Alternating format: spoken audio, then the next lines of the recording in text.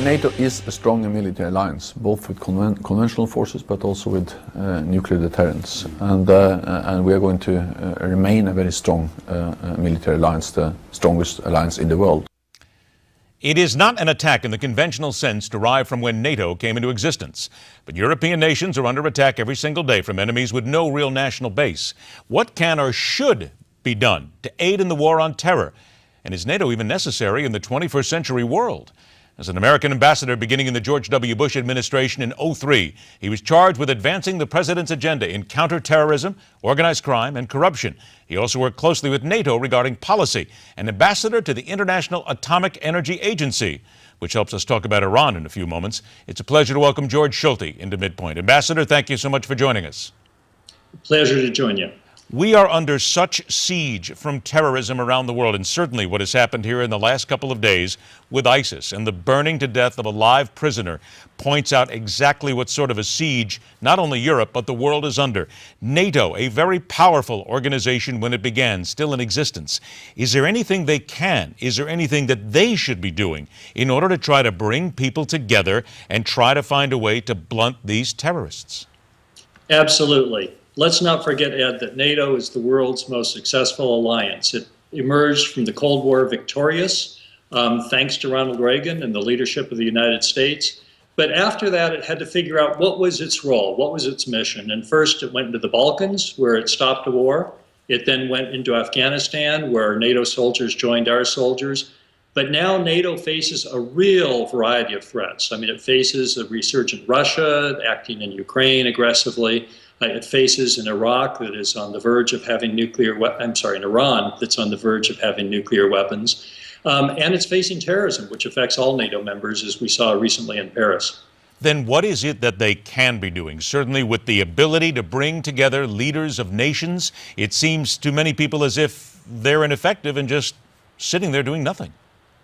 Well, a lot of what has to happen to protect us and our allies against terrorism is outside of the realm of NATO. Things like intelligence, things like border security, and so forth. But on the other hand, I think NATO's key role is to make sure that there are not ungoverned spaces in which terrorists can operate. And that's why, for example, NATO had an important role to play along with the US in Afghanistan. But I think NATO should also play a role as we look at ISIS. Now, NATO hasn't had a role there. The European allies have acted individually with us. But I trust that what we have seen with the brutal burning of the Jordanian airmen, with the attacks in Paris, the U.S. needs to rally NATO allies to join more strongly in beating back ISIS to take on terrorists where they're harboring themselves. Ambassador, why wouldn't the nations automatically go to NATO? It would seem to maybe some that they don't trust NATO, they don't think that they have the people there to do the job, they don't feel it's really doing anything worthwhile. What's the reason? Well, for a long time, there was a competition between the European Union and NATO. And there were some countries, like France, for example, that thought that NATO should focus on pure defense.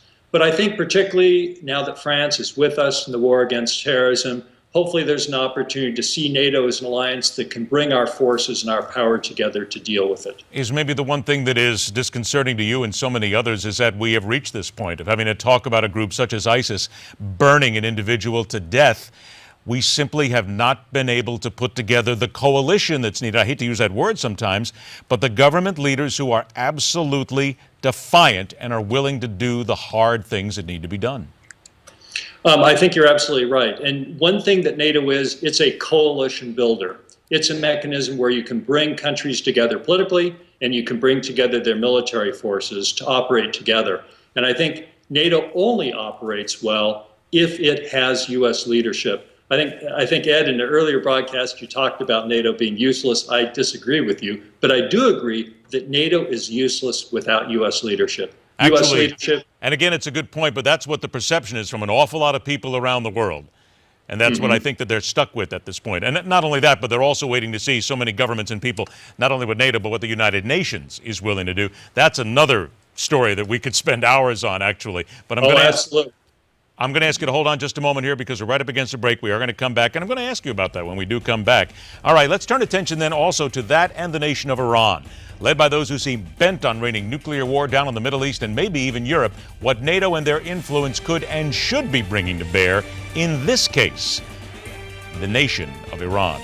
So much more when MidPoint continues.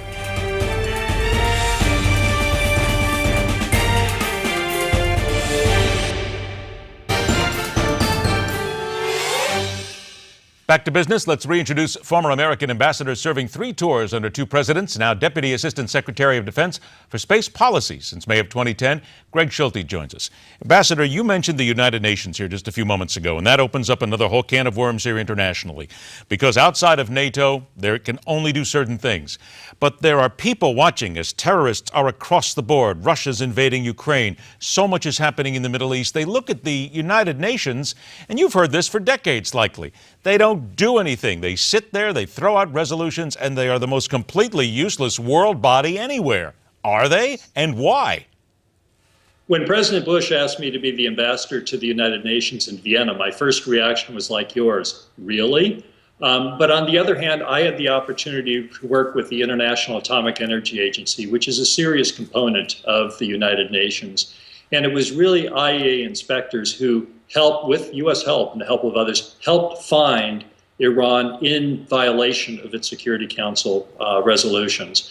But now the IAEA can't enforce Iran, can't change Iran's behavior. It really requires the U.S. working with the Europeans and Russia and China to get Iran back in the box in its nuclear program. Part of the solution, part of a good agreement, if we get one, is to have IAEA inspectors have even more intrusive inspection rights.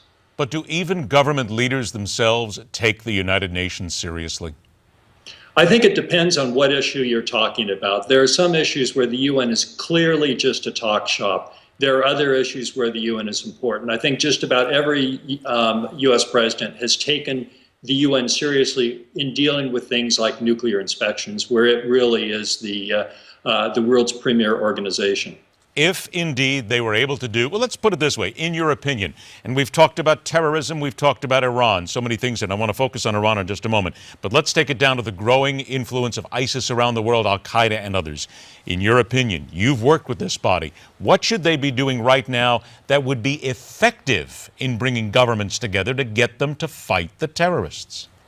Well, what the United Nations has done is it's helped individual countries develop the laws and the capabilities to deal with terrorism.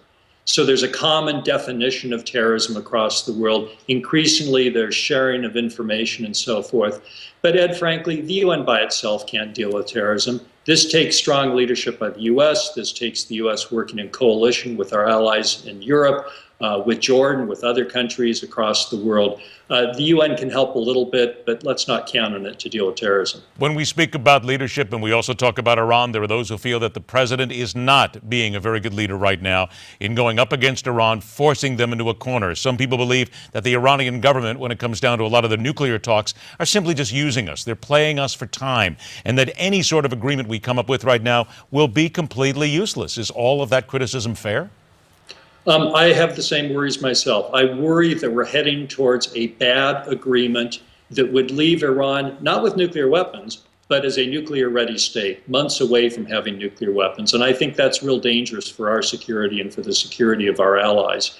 I think this does take American leadership. The president in his State of the Union treated Iran like a negotiating partner and the U.S. Congress like the enemy. I think he has to flip-flop that. I think he has to work with Congress to agree that there will not be further extensions in the negotiations, and if we don't have a good agreement, there will be substantial sanctions put in place. This is an area where there should be bipartisan agreement and bipartisan action. Do you see at this point any way that there can be a quote-unquote good deal for America, knowing full well that the mullahs and the leaders in Iran will simply turn anything down because of the great Satan?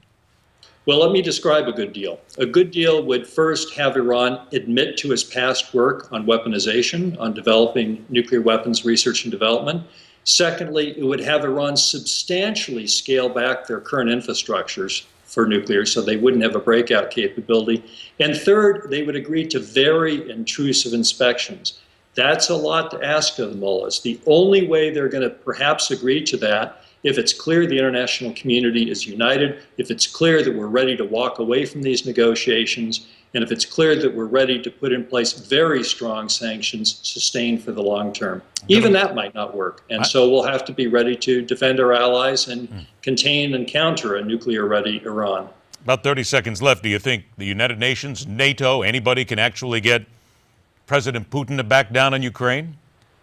Well, I think NATO and the U.S. have done a relatively good job on the Ukraine. Obviously, the Russians are still operating there, but NATO, thanks in part to the leadership of a great U.S. Air Force General, Phil Breedlove, who's the commander of military forces there, NATO stepped up to the task. We recently had deployment of U.S. Abrams tanks to the Baltics. I'd like to see some British Challengers and German Leopard tanks there too. But NATO has stepped up. We've put important sanctions in place. I think what we really need to think hard about now is providing arms and training to the Ukrainian army if we're going to be successful. Ambassador Greg Schulte, your clarity and your knowledge and your insight into it, always appreciated. Thank you so much for joining us. We'll look forward to the next time. Thank you. All right, take care now. To ISIS, they are throwaways, bodies meant for burning, beheading, and sacrificing in the name of power and religion. How do you stop someone who is not only willing to die, but plans on it? That and much more coming up when MidPoint continues.